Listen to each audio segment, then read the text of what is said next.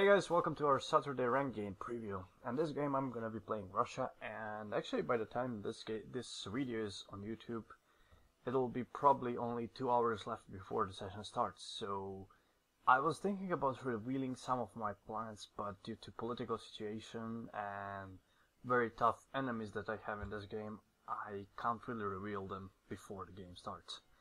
So I might say something during the stream, but we'll see, depending on how things develop. So, why is this game so hard? First of all, I'm gonna have to switch and show you our current ladder. Actually, first show you the player list. So, we basically have 23 players. Not all of them will appear for the first session, but only a few minors will be missing, and we might have some subs, but that's completely fine. So, as for our current ladder, we have Gurn on the first place, leading with 4,500, almost 500 points, ahead of like 1,000 and half ahead of basically other 3 places. So that's Chad, Butters, and me, being kinda close to the first place, but not really. So to understand how our coefficients work, I'm gonna move back to coefficient list and try to explain it.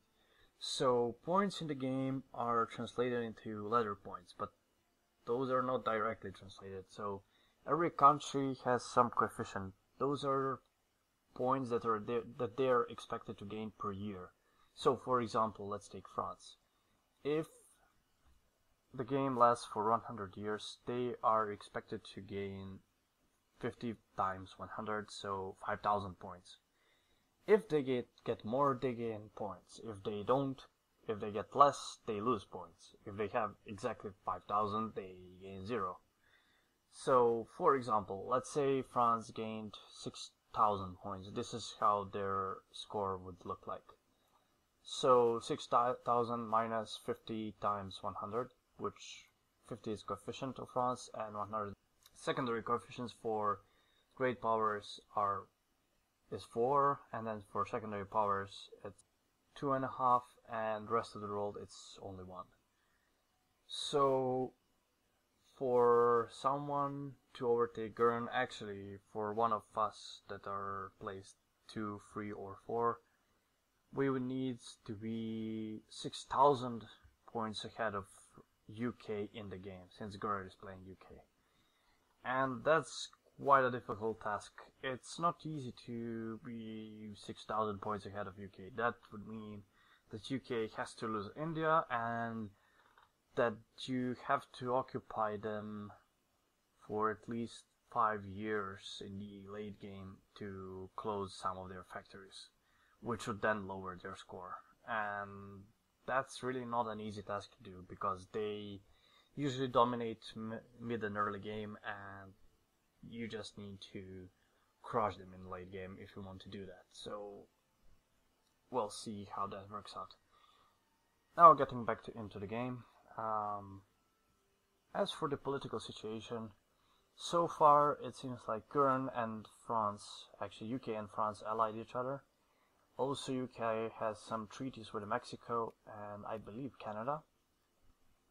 I'm not sure about South Americans. I think they have some deals with Brazil, but that might not be so firm alliance, so we'll see. As for me, I do have some agreements with Sweden about Finland. I think I will be keeping it because they don't really want their literacy to drop by gaining Finland, so that's kind of fine.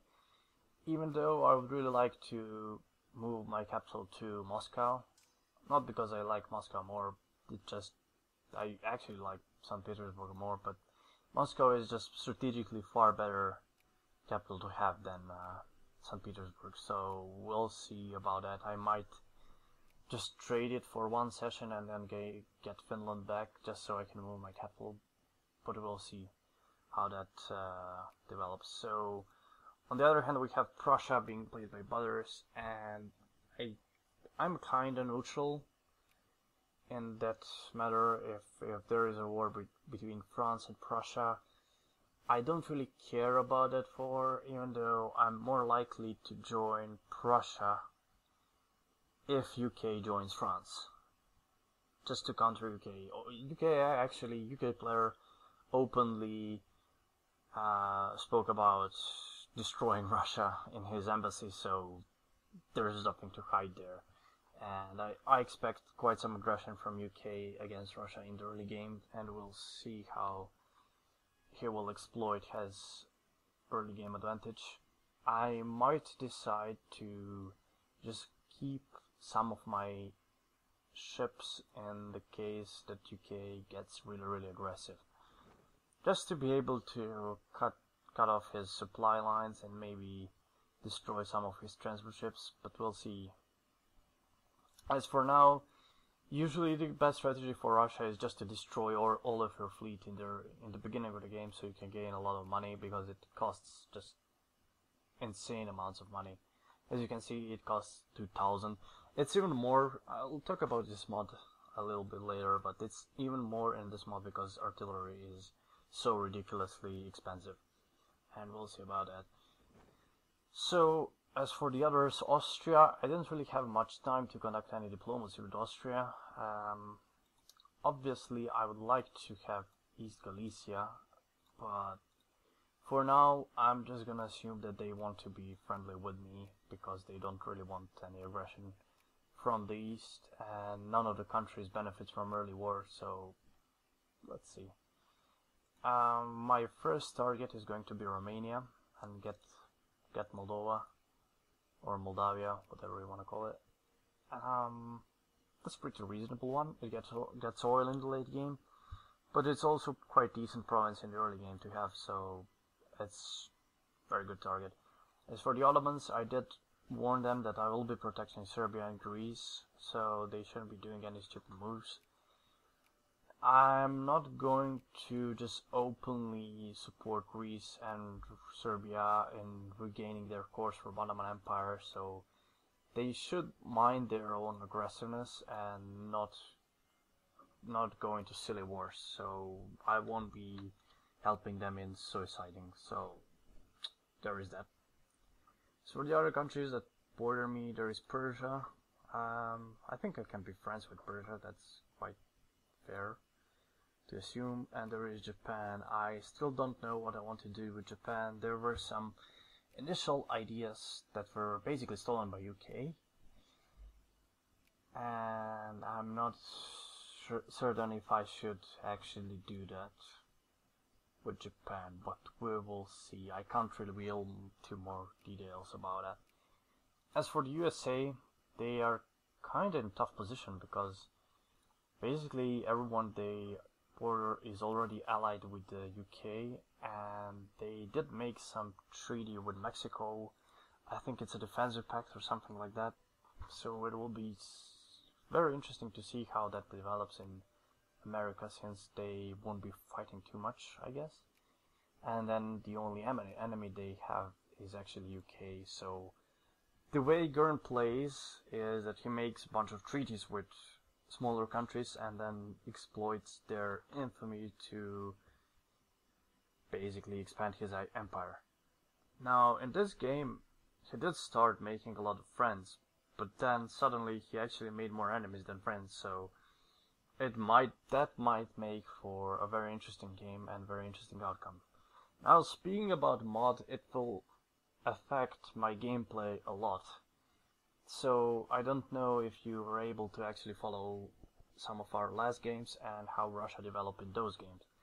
In this game it will be far harder to manage Russia because culture tax are nerfed heavily.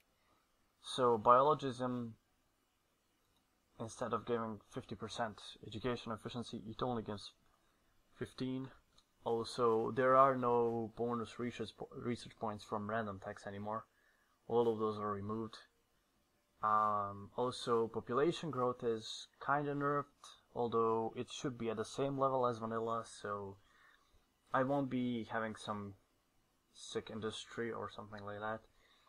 Also, there is no modifier for being a great power that gives you bonus research points that you had in vanilla. That's not here anymore, so it's far harder to play.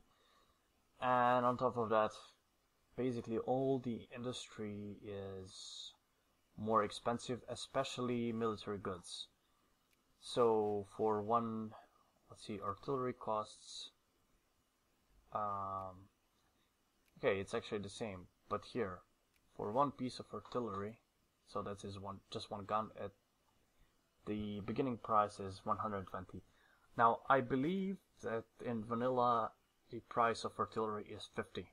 So it's more than double the price. And since the Russia starts with basically no artillery, or very few, it will be very hard to manage your army properly. So I'll have to rebuild it, but then again, there is also our administration efficiency is terrible, education is terrible, literacy even worse, and early game will be very, very hard. So basically, I have to survive without making any major losses until 1860s, when I can start industrializing. There is really no point in trying to industrialize early, especially not before you get to 20% literacy. Once you get there, then you can start industrializing, because then at that point you can get enough craftsmen to actually make your factories profitable. Before that, there is really no point. Also, major changes in this mod: forts are extremely expensive, naval bases are also very extremely expensive, and railroads slightly more expensive, but it might affect the game in the way that I won't be able to make railroads all around my country and only in most important provinces, which can also be strategically very important if I can abuse that, but we'll see. That would mean in some wars that could come early on. I'm not sure if that's actually going to happen, but there is always a possibility. So what else? Oh, yeah, reforms. So healthcare does not give any population growth, and school system also doesn't have any education boost. So that's even further nerf to our education efficiency, and that means that we will have very, very slow early game, and it's questionable if Russia will be able to reach some 90% literacy by the end of the game. I highly doubt it, even though I do like playing with my literacy quite a lot, no matter which country I'm playing. So I do prioritize my research as much as I can, but with this mod, it will be very hard. So that's pretty much it about Russia. If I should talk about some other countries, it's going to be interesting how Italy will form here, because it seems like UK doesn't really like them. And since UK is allied with France, France naturally being ally of Sardinia, but that might not happen in this game. So it seems like Sardinia's existence will depend on goodwill of Austria allowing them to get perhaps Lombardia or something like that. So it's not entirely impossible for Austria and Italy to coexist, but I think I talked about this earlier. But you need to give Italy Venice and Lombardia at least. Now, I as Italy would also demand South Tyrol, which is also Italian core later on, but it makes for prettier borders, and it's also a nice strategical position for Italy to have. And I would be happy with that. I wouldn't press for Istria or Dalmatia. I think that's just pushing it too much. Now we will see how that works out. I don't think Italy and Austria, actually Sardinia and Austria, conducted any diplomacy, but we will see what happens there. Also, another interesting country in this game will be also very hard to play, by the way, will be Ottoman Empire. Ottoman Empire is quite nerfed, again due to literacy nerfs and also due to expensive naval bases. Will be very hard to fund those constructions, and we'll see how he manages his own country. Also, there are Serbia and Greece that you can't just ignore because they are actually far better in this mod than they're in vanilla. So he will have to do some decent diplomacy to stay alive in this game, really.